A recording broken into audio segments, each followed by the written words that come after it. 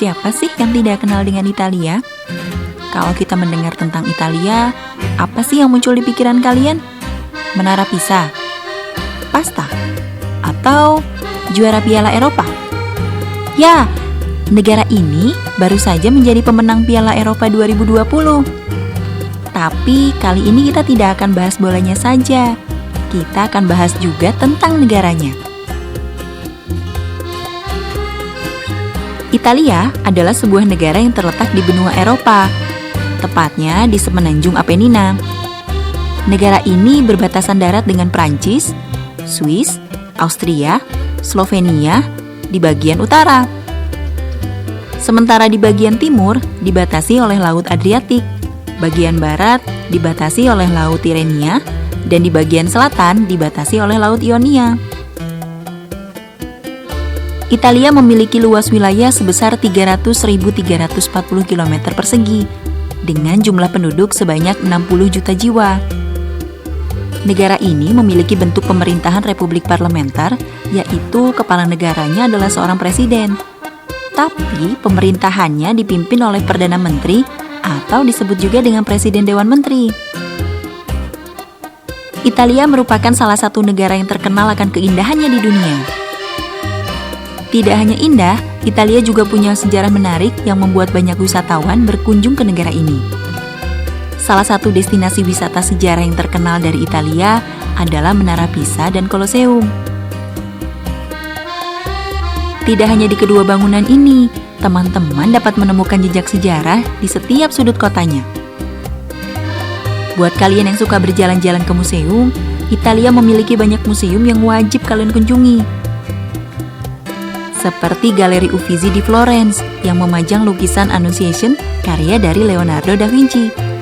Atau kalian juga bisa ke Galeri Accademia yang memajang karya seni dari Michelangelo yang paling terkenal, yakni David. Museum-museum ini juga didirikan dekat dengan situs-situs sejarah. Jadi, kalian bisa menikmati keindahan hasil karya seni-seniman terkenal dan juga belajar sejarah Italia. Tunggu teman-teman, di Italia yang cantik tidak hanya arsitekturnya saja loh. Tempat wisata alam di Italia juga terkenal cantik dan indah.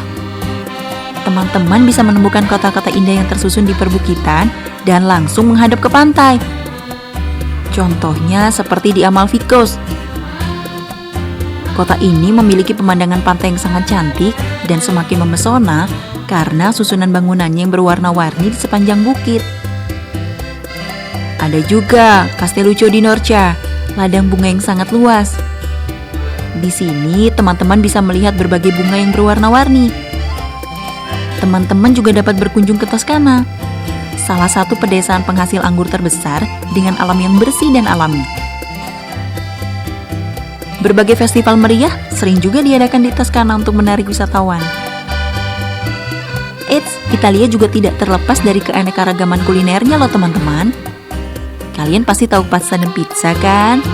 Makanan khas Italia yang sudah mendunia. Tapi kuliner khas Italia tidak hanya pasta dan pizza ya. Ada juga risotto. Risotto ini adalah kuliner berbahan dasar nasi yang dimasak menggunakan kaldu yang kental. Tentu berbeda dari nasi yang ada di Indonesia ya teman-teman. Selain itu, ada juga bruschetta, makanan yang terbuat dari roti yang dioles dengan minyak zaitun, bawang putih, garam, dan lada yang dipanggang hingga garing. Setelah itu ditambah keju, sayuran, atau potongan daging. Bruschetta biasanya dimakan sebagai hidangan pembuka.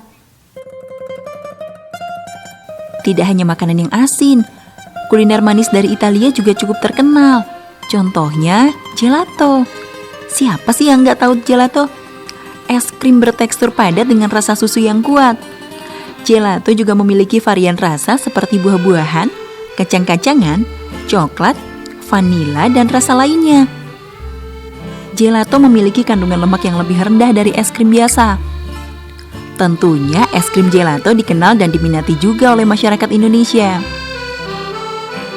Ternyata Italia tidak hanya keren tim sepak bolanya saja kan?